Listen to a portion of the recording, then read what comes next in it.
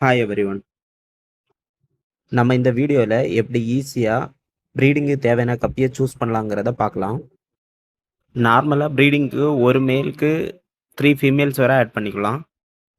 நீங்க இப்ப பார்த்துட்டு இருக்குது ப்ளூ கோப்ரா டம்போ ஏர் கப்பியோட செகண்ட் பேட்ச் கப்பீஸ். இதுல நம்ம ஆல்ரெடி 4 பேர்ஸ் வந்து சோல்ட் அவுட் பண்ணிட்டோம். இப்ப நம்மள்ட்ட வந்து ஒரு 4 மேலும் 5 ஃபீமேலும் இருக்கு. இதுலருந்து நம்ம எப்படி சூஸ் பண்ணலாம்? ப்ரீடிங்கு எந்த மாரி கப்பீஸ் சூஸ் பண்ணலாங்கிறத பார்க்கலாம். நான் இப்போ 2 மேலுக்கு 3 ஃபீமேல்ஸ் அப்படிங்கிற விதத்துல எடுக்க போறேன். பண்றதற்கு ஆக்டிவான கப்பீஸ மட்டுமே சூஸ் பண்ணுங்க. அதான் ரொம்ப இம்பார்ட்டன்ட்டான ஒண்ணு. ஒரு கிளாஸ்ல எடுக்கும்போது உங்களுக்கு இந்த பெல்லி சைஸ் பாருங்க. பெல்லி சைஸ் வந்து இந்த வீடியோல இருக்க மாரி இருக்கணும். ஒரு பிளாக் டாட்ஸ் வந்து பெல்லிக்கு பாட்டம் ஆஃப் த பெல்லிஸ்ல இருக்கணும் கண்டிப்பா. பெல்லி சைஸ் அதிகமாகும். பாடி வந்து ரொம்ப ஒல்லியாவும் இருக்க கப்பீஸும் வந்து நம்ம ப்ரீடிங் எடுக்கக்கூடாது. பெல்லி சைஸும், பாடி சைஸும் ஆல்மோஸ்ட் மேட்ச் ஆகுற மாரிப்பட்ட ஃபீமேல் கப்பி தான் சூஸ் பண்ணணும். ஃபீமேல் கப்பியோட டெயில் வந்து கிளியரா இருக்கணும். அந்த பேட்டர்ன் இருக்கிற கப்பியா இருந்தா பேட்டர்ன் ப்ராப்பரா இருக்கணும். அதெல்லாம் பார்த்து சூஸ் பண்ணுங்க. இந்த மேல் கப்பீஸ பார்த்தீங்கன்னா உங்களுக்கே தெரியும். இதுல 4 கப்பீஸ் இருக்கு. 4ல வந்து 2 அணத்துக்கு தான் டம்போ ஏர் வந்திருக்கு. 2 அணத்துக்கு டம்போ ஏர் வரல. ஆக்சுவலா இந்த கப்பில வந்து 70% ரிசல்ட் தான் கிடைக்குது நமக்கு. மேல் கப்பீஸ் சூஸ் பண்ணும்போது எப்பவுமே கலர் பார்த்துக்கோங்க. கலர் பேட்டர்ன் ப்ராப்பரா வந்திருக்கான்னு செக் பண்ணிக்கோங்க. இப்ப கலர் பேட்டர்ன் உங்களுக்கு கரெக்ட்டா இறங்கலன்னா, அந்த கப்பிய எப்பவுமே சூஸ் பண்ணிறாதீங்க. டெயில் வந்து ரொம்ப கிளியரா இருக்கணும். கலர் ப்ளீச் ஆகாம இருக்குதான்னு பார்த்துக்கோங்க. இந்த வீடியோல பாருங்களேன். இப்போ இதுல இருக்க மேல் கப்பீஸ பாருங்க. எவ்வளோ கிளியரான அதோட கலர் வந்து கிளியரா விசிபிளா தெரியுது. இந்த மாரி விசிபிளா இருக்கணும் கலர். ரொம்ப ப்ளீச் ஆகாம இருக்கணும்.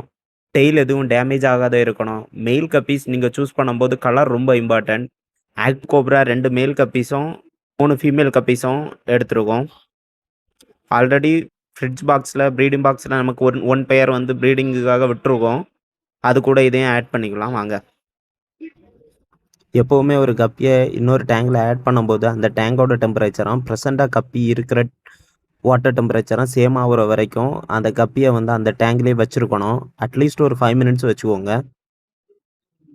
நான் ஆல்ரெடி வச்சுட்டேன் அந்த டேங்க்ல. இப்ப அந்த கப்பீஸ வந்து நம்ம ப்ரீடிங் பாக்ஸ்ல விட்டுறலாம்.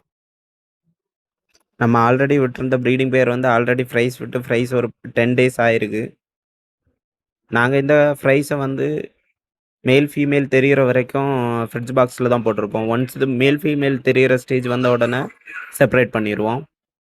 விடும்போது எப்பவுமே கப்பீஸ வந்து ஸ்லோவா விடுங்க. தூக்கி ஊத் தூக்கி ஊத்துற மாரிலாம் ஊத்திராதீங்க. நான் ஒரு சில பேர பார்த்துருக்கேன். தூக்கி ஊத்திருவாங்க. ஆக்சுவலா நீங்க தூக்கி ஊத்தும்போதே அது ஸ்ட்ரெஸ் ஆகிரும். கப்பீஸ் வந்து எப்பவுமே ஸ்ட்ரெஸ் ஆவாம பார்த்துக்கோங்க. நீங்க வீடியோ எடுக்கிறேன்னு அடிக்கடி அத புடிக்கிறது, அந்த மாரிலாம் பண்ணிட்டு இருந்தீங்கன்னா, கப்பி ஸ்ட்ரெஸ் ஆயிரும். கூடிய சீக்கிரம் அது டெத் ஆகுறதுக்குள்ள சான்ஸ் அதிகம். ஸோ, ஹைடிங் ஸ்பாட் குடுங்க. ப்ரீடிங் கப்பியா இருந்தாலும், ப்ரீடிங் இங்க யூஸ் பண்றதா இருந்தாலும், ஹைடிங் ஸ்பாட் குடுங்க. ஹைடிங் ஸ்பாட் வந்து ரொம்ப இம்பார்ட்டன்ட். இது ஃப்ரைஸுக்கு மட்டும் இல்ல, பேரண்ட் கப்பீஸுக்கும் ரொம்ப இம்பார்ட்டன்ட். மோஸ்ட்லி கப்பீஸ் வந்து ஸ்ட்ரெஸ்ஸா ஃபீல் பண்ணும்போது ஹைடிங் ஸ்பாட்ட நோக்கி தான் போகும். ஸோ, எப்பவுமே கப்பி வந்து ஹைடிங் ஸ்பாட் குடுத்துக்கோங்க. சரியா? இந்த டேங்க் வந்து நாங்க அடுத்த ஒரு ப்ரீட் விடுறதுக்காக டேங்க செட் பண்ணி கண்டிஷன் போட்டு விட்டுருக்கோம். ஆல்மோஸ்ட் இது 48 ஹவர்ஸ் ஆயிடுச்சு. நாளைக்கு இந்த ஃப்ரிட்ஜ் பாக்ஸ்ல வந்து அனதர் ஒரு வெரைட்டிய வந்து ப்ரீடிங் போட போறோம். அத பத்தி நெக்ஸ்ட் வீடியோல பார்க்கலாம். பாய் ஃபிரெண்ட்ஸ்.